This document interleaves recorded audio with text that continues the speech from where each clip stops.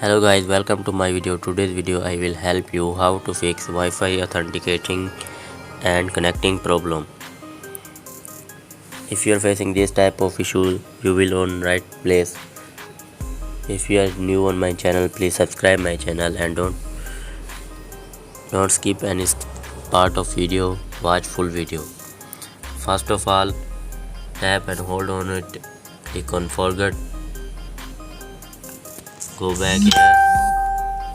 Open your settings and scroll down, click on system, scroll down, click on reset phone, reset Wi-Fi settings and click on reset. After this, open your Wi-Fi again and enter your password to connect. After entering password, click on connect.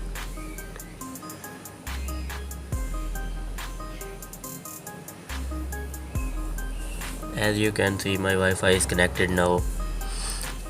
Hope you like the video. Do subscribe my channel. Thanks for watching.